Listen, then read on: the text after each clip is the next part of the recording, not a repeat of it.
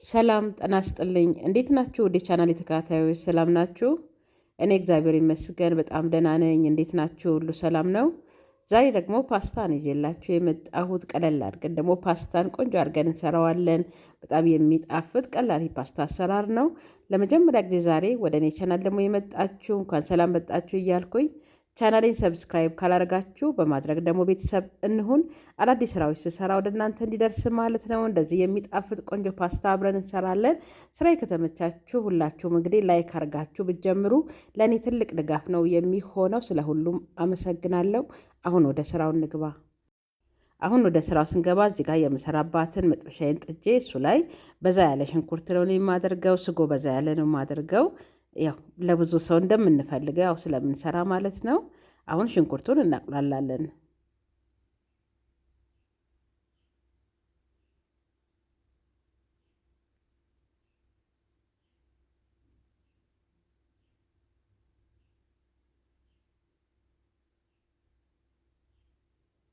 እችኛዋ መጥበሻዬ እንደ መጥበሻ ሳትሆን ጎርጎድ ትንሽ ስለምትል ለዛ ነው አሁን ብዙ ሽንኩርትም ቢሆን ያቁላላልኛል ብዬ እሱን ይዤ የመጣሁት። የተወሰነ ዘይት ጨምሬበታለሁ። በዘይቱ ደግሞ አብረን ሽንኩርቱን እናቁላለዋለን።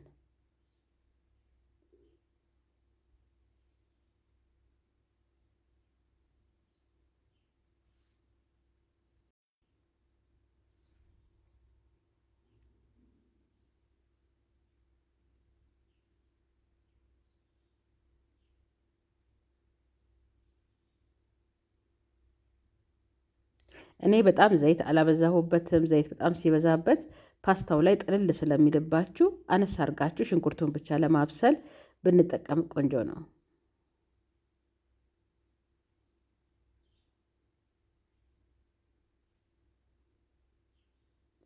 ከዛ በዛ ያለ ነው እዚህ ጋር የጨመርኩት ፍሬሹን ቲማቲም ማለት ነው። ከቲማቲሙ ጋር ደግሞ ሽንኩርቱን በደንብ አድርገን ከዘይቱ ጋር እናበስለዋለን።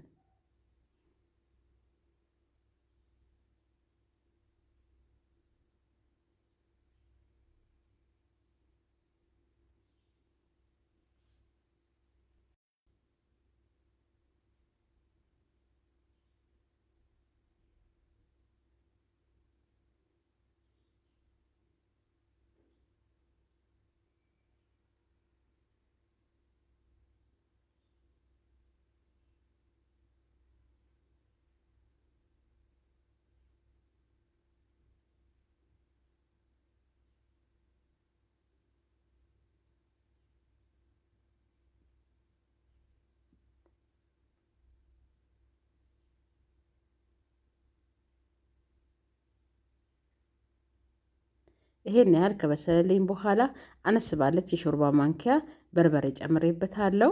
እዚህ ጋር በርበሬ አለመጨመር ትችላላችሁ። በቆርቆሮ ቲማቲም ብቻ ከለር መስጠትም ይቻላል። እኔ ግን ትንሽ በርበሬ ጨመርኩበት።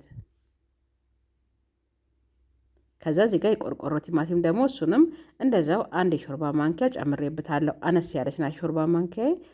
ፍሬሽና የቆርቆሮ አንድ ላይ ሲጋጭ ቆንጆ ነው የሚሆነው ቲማቲሙ ማለት ነው። ከዛ እዚህ ጋር ነጭ ሽንኩርትን የጨመርኩበት። ነጭ ሽንኩርት ጨምረን ደግሞ አንድ ላይ በደንብ አድርገን እናቁላለዋለን።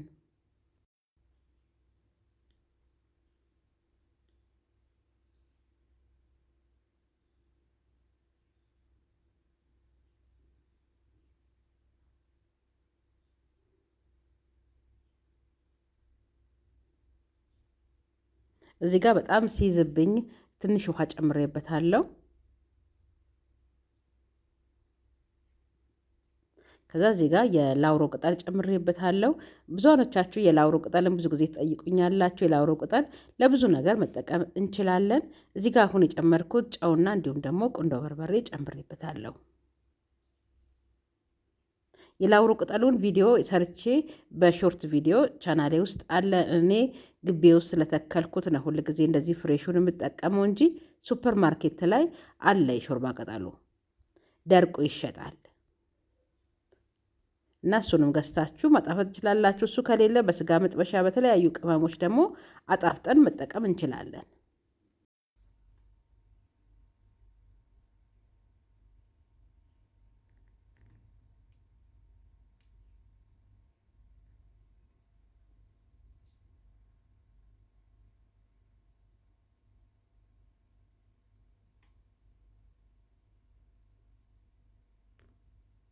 ይኸው እንደዚህ አድርገን ቆንጆ አድርገን አቁላልተነዋል።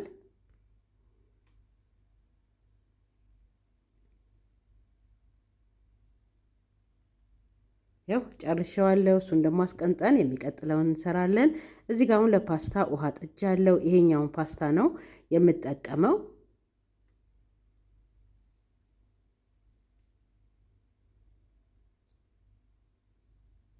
ከዛ ይኸው ውሃው እዚህ ጋር ፈልቶልኛል። ያው እኔ ከሙሉ ፓስታ ትንሽ ነው ማስቀረውና ሁሉንም ጨምረዋለሁ። እዚህ ጋር ጨውና ዘይት ትንሽ ጨመርኩበት። ያው ዘይት እንዳያያዝብን ስለሚረዳን ነው ትንሽ ዘይት ያደረኩበት።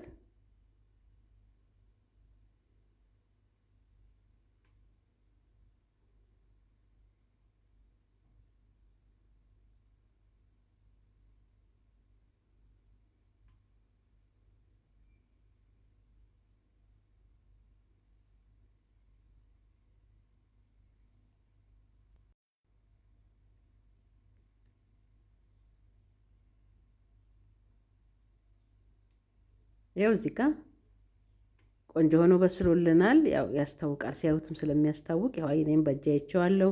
ጥሩ ሆኖ ስለበሰለ አውተን ደግሞ በማጥለያ ውሃ አድርጌ ይኸው በደንብ አድርጌ ይዤ መጥቻለሁ። ይኸው ስጓችንም እዚህ ጋር እሱንም ይዤ መጥቻለሁ። እዚህ ጋር ደግሞ ፎርማጆ ነው።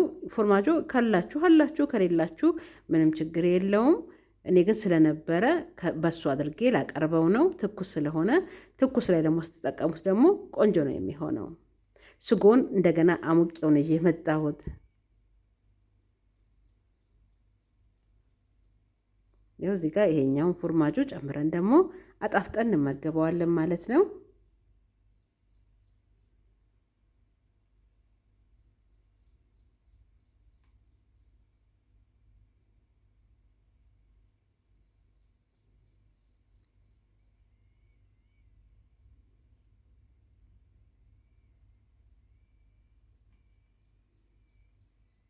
ያው አንድ ፓስታ 5 ሰው 6 ሰው መመገብ ስለሚችል እኔ በዛ ላለ ሰው ስላዘጋጀሁት ነው እንግዲህ በዛ አድርጌ የቀቀልኩት። ከዛ ስጓችንን ደግሞ ከላይ እናደርጋለን።